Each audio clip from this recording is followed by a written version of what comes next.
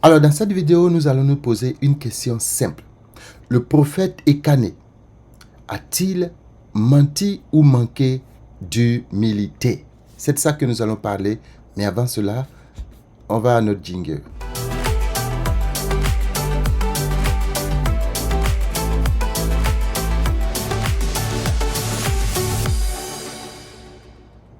Donc, comme je le dis, on va parler un peu de cette histoire et je pense que ce sera ma toute dernière intervention sur la situation. On a écouté, on a partagé la peine, la douleur, la situation que le prophète Ekané traversait. On a cru en ce qu'il a dit concernant sa situation familiale. Cela fait aujourd'hui 12 ans, d'accord, que moi je suis marié. Et quand on voit des frères et des sœurs qui traversent des moments difficiles dans leur foyer, on ne dit pas que notre foyer est parfait, mais ça nous fait de la peine parce que je crois qu'il y a des méthodes, des démarches, il y a une approche biblique pour pouvoir se marier et vivre une vie de couple paisible. Ça n'a pas été son cas et il est venu l'exposer sur les réseaux sociaux. Nous avons vraiment cru, nous avons partagé avec lui sa douleur.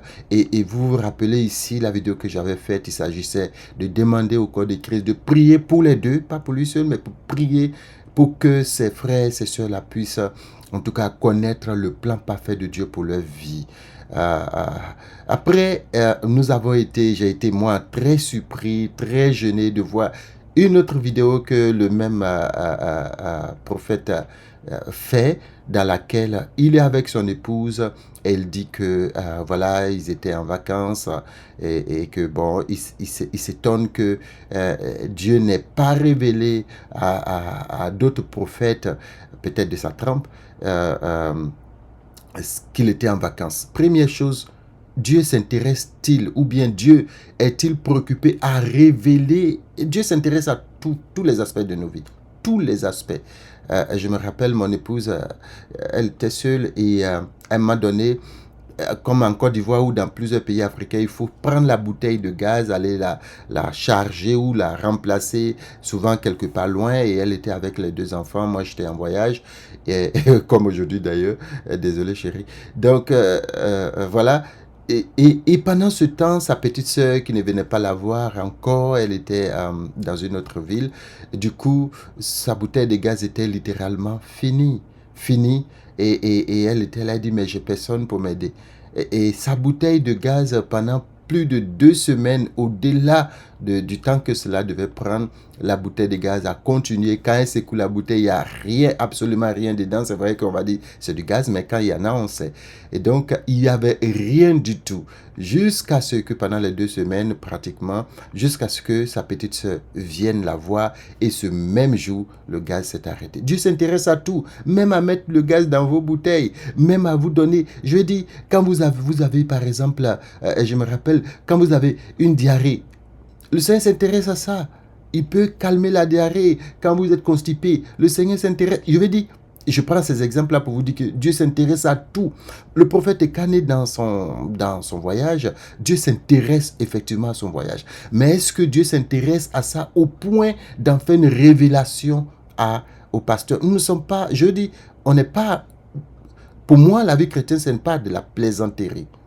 Ce n'est pas de la plaisanterie. Et ce que je constate à la suite de ces 2 vidéos, c'est vraiment un homme qui est en train de jouer avec le corps de Christ, qui est en train de plaisanter.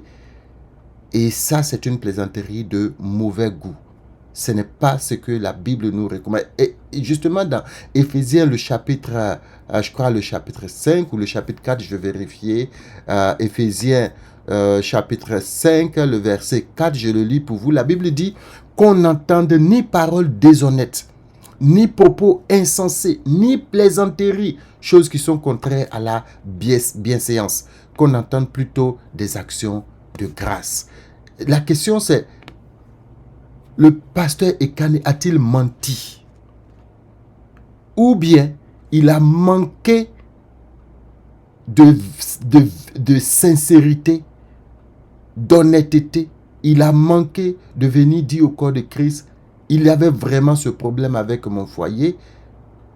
Je vous remercie d'avoir prié, tout est rentré en ordre, on est revenu ensemble et on croit que le Seigneur va nous conduire jusqu'à la fin.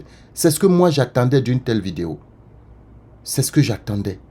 Ou que de venir s'asseoir, chérie, oui, effectivement, on était en vacances et les gens sont méchants. Bon, il y a des fils qui sont fidèles, il y en a qui sont méchants.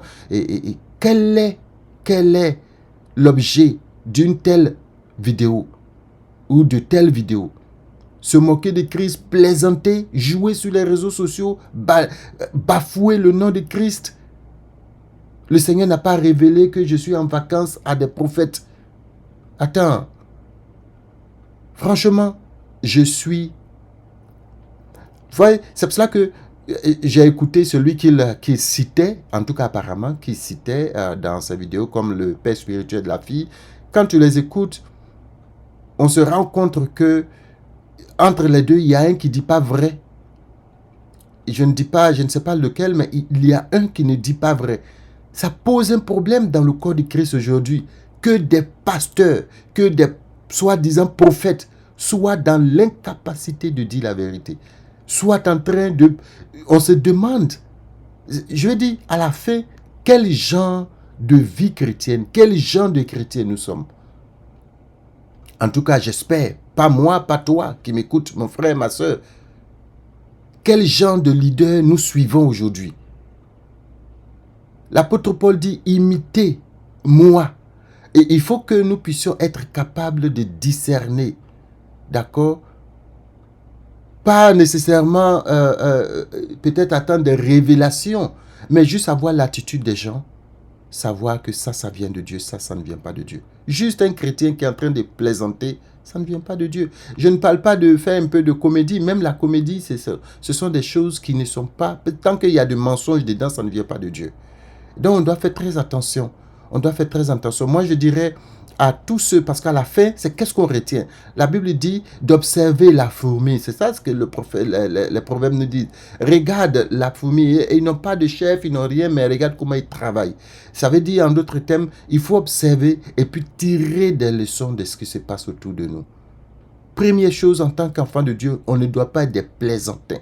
Des gens dont la parole ne vaut rien à cause de la plaisanterie. Parce qu'aujourd'hui, moi, je passe. Ça veut dire que je vois un gars comme ça qui est en train de parler. Je passe. Pas que le Seigneur ne peut pas l'utiliser plus tard. À moins qu'il montre un autre visage. Comprenez? Et ça, c'est très important. Je passe. Vous voyez? Il ne faut pas que nous puissions être des gens qui voyons les choses et puis bon, non, il faut tirer des leçons de ce que nous voyons autour de nous, de ce qui nous arrive. Et moi, la leçon que je dis, c'est vraiment faire attention à ce que nous disons. À ce que nous disons. Si on veut faire une blague, on peut venir, bon les amis, voilà, je vous lance un défi, voilà, en fin d'année là, ma chérie et moi, on va faire quelque chose et je voudrais que vous puissiez me dire en commentaire ce que vous en pensez, qu'est-ce que nous allons faire. Voilà, ça, ce sont des choses peut-être qu'on peut faire, mais prendre un air si sérieux pour décrire une situation, soit c'est vraiment un gros mensonge, ça veut dire que le gars, il peut aller tourner des films, il peut aller écrire des livres de fiction. Ou bien, c'est grave. Et je désapprouve cette manière de faire les choses. Et ils sont nombreux, ces jeunes pasteurs. Il faut les encadrer. Il faut que nos aînés... Moi, je ne suis pas pasteur, je suis un simple chrétien. Mais il faut que... Parce que ce sont des frères et qui dirigent d'autres âmes. La Bible dit qu'ils sont responsables des âmes dont ils prennent soin. Alors, il ne faut pas qu'il y ait autant de mercenaires dans le corps de Christ. Un mercenaire, c'est celui qui travaille juste pour un salaire. Il ne faut pas qu'il y ait assez de mercenaires, qu'il y ait autant de mercenaires, qu'il y ait des vrais serviteurs de Dieu, qu'il y ait de vrais enfants de Dieu qui cherchent et qui marchent selon le plan parfait de Dieu. Alors, que le Seigneur bénisse abondamment. Par la grâce de Dieu, le vendredi prochain ou le vendredi qui va suivre, on va essayer de parler. Une sœur m'a posé une question très intéressante sur comment faire pour trouver son âme sœur et tranquillement, voilà, vivre sa vie heureuse. Donc, on va en parler soit le vendredi prochain, je vous dirai. Je crois qu'on fera cela vendredi prochain. Mais dites-moi dans les commentaires ce que vous pensez de cette situation. Qu'est-ce que vous avez ressenti surtout quand vous avez vu ces deux vidéos, si vous les avez vues. Je ne vais pas mettre la vidéo dans le lien parce que je pense que c'est dégradant, c'est pas très intéressant. Donc, voilà, que le Seigneur bénisse abondamment. Voilà, je suis encore en voyage et voilà, on se retrouve certainement la semaine prochaine. Voilà, que le Seigneur bénisse abondamment. Passez un très très bon week-end. Que la paix, la grâce du Seigneur soit sur vous. Que le Seigneur vous accompagne partout où vous allez. Toutes les décisions que vous prenez. Que le Saint-Esprit soit avec vous pour vous bénir, pour vous accompagner, pour vous faire du bien. Soyez bénis et puis on se dit à bientôt.